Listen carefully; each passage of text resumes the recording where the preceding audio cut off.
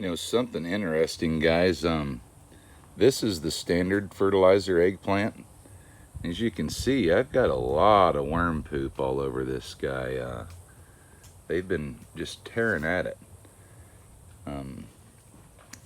Now the funny thing is I've been applying the Vectrol, which is an OMRI-listed organic fungicide and insecticide, on both of these on the same days, same treatments. And you can see I've got a little bit of chew damage here, but you don't see all of the poop like you do on the other one, where you can clearly tell that they are just really enjoying this plant a lot more. And the reason why is because that plant is weaker. You know, when you have a higher bricks content, when you have a higher sugar content, that plant becomes more vigorous and more rigid, and it's harder for the insect to want to pierce. So if there's something next to it, for example, that's why they go to that other plant. This is why, for example, guys, when you're talking about GMOs like Monsanto's Roundup Ready corn or their BT corn, this is why there's what's called a refuge in the bag. It used to be that you had to plant your own refuge, but now I think it's like 10%, maybe 20% of the bag.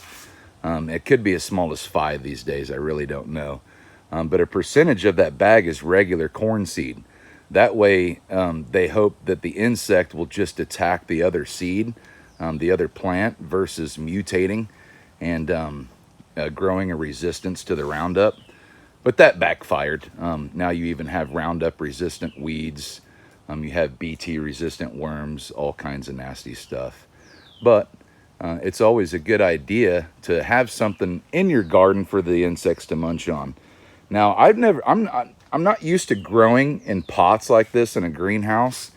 I'm gonna get the permaculture garden set up out here for this winter, and I'm gonna show you guys how to not use herbicides and insecticides and fungicides simply by what plants you're planting where, what's in between them. For example, you know, insects don't like marigolds, so I plant a lot of marigolds in between my rows. I don't really even do rows. I kind of do barricades, shade sections where, for example, I'd have these eggplants coming up nice and high that would block a little bit of shade on that southern side from my kale underneath it. Then I got a papaya tree up above that, you know, so it's giving my eggplant some shade. It's a little technique called permaculture, and I like to do a little thing called alley cropping, and I'm going to show you guys all about it. But I just thought it was pretty interesting just how much the Biofeed eggplant is holding up. You got to keep an eye on those ants, because those suckers like to carry aphids with them. But all in all, it's doing pretty good for the heat. See you guys.